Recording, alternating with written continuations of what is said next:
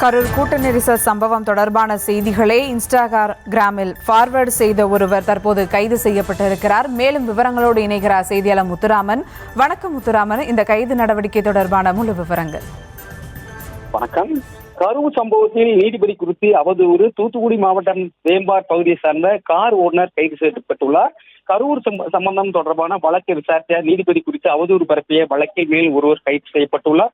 கடந்த 27ஆம் தேதி கரூர் வேலுச்சாமிபுரத்தில் நடைபெற்ற தபாக தலைவர் விஜய் மக்கள் சந்திப்பு நிகழ்ச்சி நடைபெற்றது. மதியம் 1 மணிக்கு விஜய் வருவார் என அறிவிக்கப்பட்ட நிலையில் இரவு 7 மணிக்கு வந்தார். இதனால் கூட்ட நெரிசலில் சிக்கி 40 பேர் பரிதாபமாக உயிரிழந்தனர். 100க்கும் மேற்பட்டோர் படுகாயமடைந்தனர். இச்சம்பவம் தொடர்பாக நீதிமன்றத்தின் உத்தரவின் பேரில் அமைக்கப்பட்ட ஐஜி அஸ்ராக் தலைமையில் கூடிய புலனாய்வு குழுவினர் மேற்கொண்டு விசாரணை செய்து வருகின்றனர்.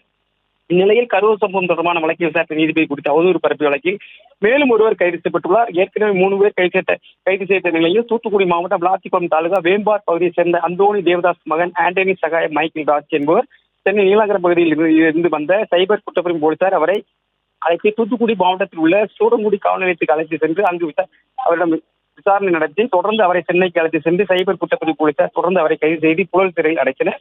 கைது செய்யப்பட்ட ஆண்டனி சகாய மைக்கேல் ராஜுக்கு அருணா என்ற மனைவி இவர் ரசிகராக இருந்துள்ளார். அப்போது கார் டிரைவராக பணியாற்றியுள்ளார். இந்நிலையில் கரூர் சம்பவம் குறித்து வந்த செய்தி தனது இன்ஸ்டாகிராம் மூலம் அவர் ஃபார்வர்ட் செய்ததாக கூறி இவரை கைது செய்துள்ளது குறிப்பிடத்தக்கது. விவரங்களுக்கு நன்றி முத்துராமன்.